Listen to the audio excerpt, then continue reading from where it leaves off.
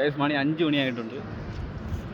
അപ്പോൾ നമ്മൾ കുറച്ച് അരമണിക്കൂറോളം പാർക്കിങ്ങിൻ്റെ നോക്കി വലഞ്ഞിട്ടുണ്ട്. പക്ഷേ പ്രാവശ്യം കുഴപ്പമില്ലെന്ന് പറയാനാണെങ്കിൽ കുറച്ചും കൂടി ഒരു ഇൻ്റർനാഷണൽ സ്റ്റേഡിയത്തിൽ കുറച്ചും കൂടി പാർക്കിംഗ് ഉപയോഗിക്കാൻ സാധിക്കും. അതെ VIP-കൾക്ക് മാത്രമല്ല നമുക്കും കുറച്ച് പാർക്കിംഗ് വേണം. 2 വീലർ ആയാലും അങ്ങനെ. നമ്മൾ ജേഴ്സി ഇരിക്കുന്ന സമയത്ത് ഇതിപ്പോൾ സഞ്ജുവിൻ്റെ ആണ് കേട്ടേക്കുന്നത്. ഇതിൽ ഷോൾഡറിൻ്റെ അവിടെ ഇന്ത്യയുടെ സാധനമില്ല. അത് കുറച്ച് ഡിസപ്പോയിൻമെൻ്റ് ആക്കി കളഞ്ഞല്ലേ. നമ്മളെ സ്കാം ചെയ്തു. പക്ഷേ കുഴപ്പമില്ല, സഞ്ജുവിൻ്റെ പേര് ബാഗിലുണ്ടല്ലോ, അത് മതി. പിന്നെ പറയാനുള്ളത്, നമ്മൾ ജേഴ്സിക്കാരോട് ചോദിച്ച് ഈ 2020 ഏറ്റവും കൂടുതൽ ജേഴ്സി വിറ്റ് പോയത് എവിടത്തെ കളിയിലാണെന്ന്. പക്ഷേ അവർ പറഞ്ഞ മറുപടി ഞെട്ടിച്ച് കളഞ്ഞു. ഇവിടെ തിരുവനന്തപുരത്താണ് ഏറ്റവും കൂടുതൽ ജേഴ്സി നല്ലപോലെ സെയിലായി പോയെന്നാണ് പറഞ്ഞിരിക്കുന്നത്. അത് നമ്മളെ മയക്കാൻ പറഞ്ഞതാണെന്ന് തോന്നുന്നില്ല. നിനക്ക് തോന്നുന്നുണ്ടോ? എനിക്ക് തോന്നുന്നുണ്ട്. നിനക്ക് തോന്നുന്നുണ്ടോ? അത് തോന്നാൻ കാര്യം കാരണം ഇവിടുത്തെ ഫാൻസാണ് കൃത്യമെന്ന് അവർ പറയും. എന്നിട്ട് വാങ്ങാൻ വേണ്ടി ഒരു എന്തായാലും ഉറപ്പായിട്ടും പറയുമായിരിക്കും.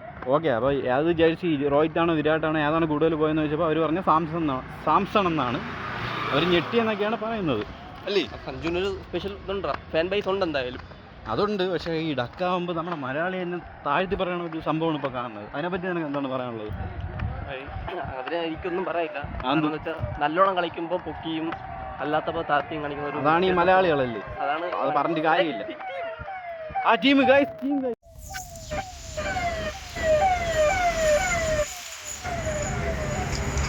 ന്യൂസിലാൻഡ് ടീമാണ്.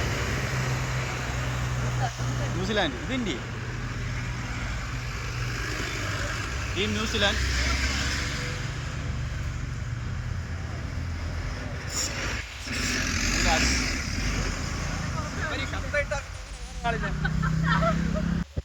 മറച്ചിട്ടാണ് അവരെല്ലാം പോയത്. വളരെ മോശമായി പോയി. ഒരു ഹായ് കൊടുക്കുമെന്നാണ് വിചാരിച്ചത്.